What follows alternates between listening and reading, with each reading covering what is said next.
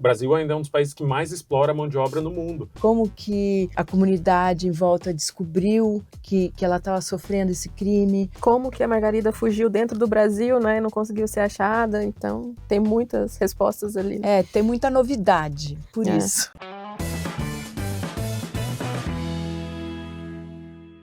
O gênero True Crime desperta uma curiosidade enorme nas pessoas, né? Como vocês equilibraram a tensão dramática que uma série do gênero precisa ter com a responsabilidade de não transformar o caso em mero entretenimento? Foi um desafio, né? E isso a gente resolveu na montagem, né? O Eduardo Grippa é o meu montador, ele é um gênio, ele é da música também, então ele tem uma noção de ritmo muito bom, mas ele também tem um cuidado com narrativa e com personagem, e ele é muito humano, sensível e tal.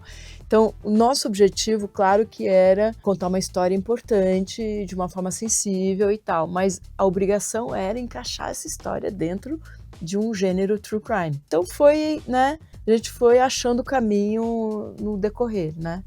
Porque exagera um pouco para cá, diminui, volta para cá e vai dosando. Durante a produção, teve algum acontecimento que mudou a maneira como vocês enxergaram a história?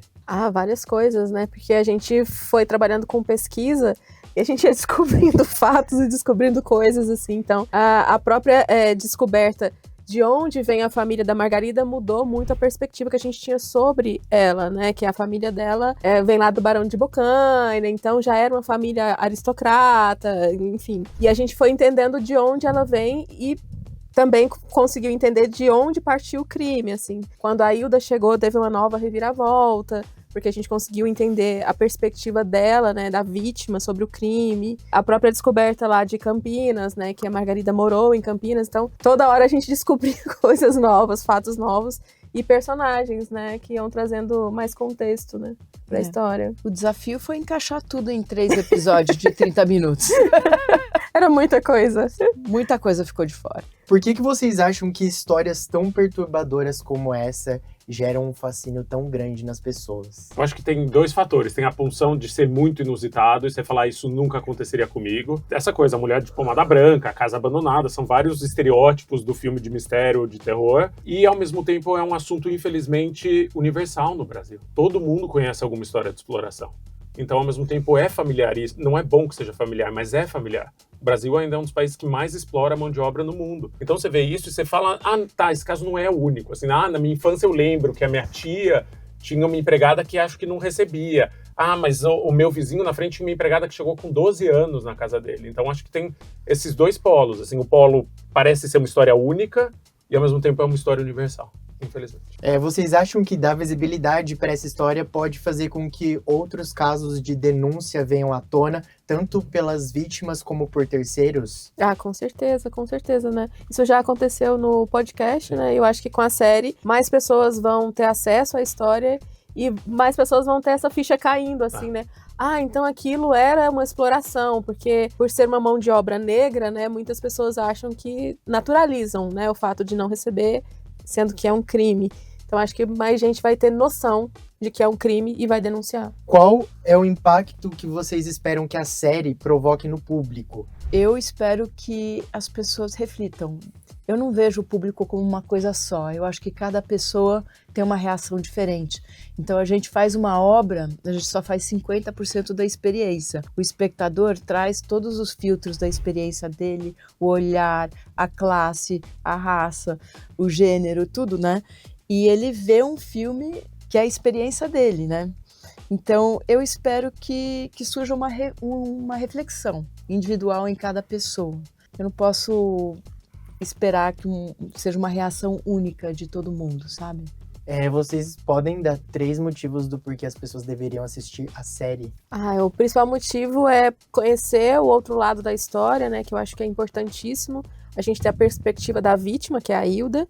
Segundo, que a Hilda é uma figura, uma personagem muito impressionante, assim, porque apesar de ter passado por tudo, ela tem humor, ela usa arte pra ressignificar muita coisa, assim. E terceiro, porque a equipe toda preparou isso com muito carinho, assim, né? Desde quando a gente recebeu essa história do Chico, que é um descobridor de personagens, assim, a Kátia na direção, todo mundo. Então a gente preparou com muito carinho. Acho que primeiro de tudo, entender o outro lado da história, para quem ouviu o podcast, é isso, assim, entender com mais profundidade essa história e pela perspectiva da Hilda e como essa história mudou lei nos Estados Unidos e mudou lei nas Nações Unidas, como esse caso era muito maior do que eu pensava quando eu cruzei com uma senhora de pomada branca na minha rua.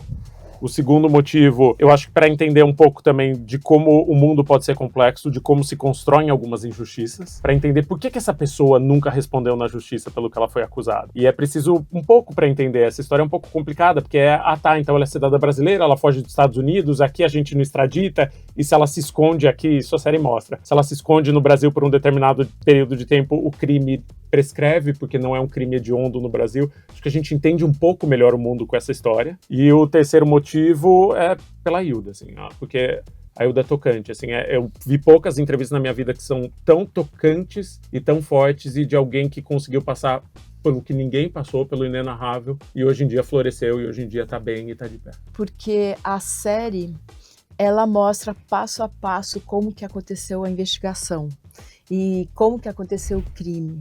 E como que a vítima foi resgatada. Então, você vai sendo envolvido passo a passo na narrativa, né? Aos poucos, como é que ela chegou lá, como que ela foi tratada, como que ela sofreu, como que a comunidade em volta descobriu que ela estava sofrendo esse crime, como que ela conseguiu sair, como que eles encontraram o FBI, como que o FBI começou essa investigação e falou com o Departamento de Justiça americano, como que passou uma lei a partir do depoimento da Hilda numa corte federal americana, como que essa lei ajudou a criar uma lei internacional das Nações Unidas que pudesse libertar muita gente que sofre o que a Hilda sofreu. Como que a Margarida fugiu dentro do Brasil, né, e não conseguiu ser achada, então tem muitas respostas ali.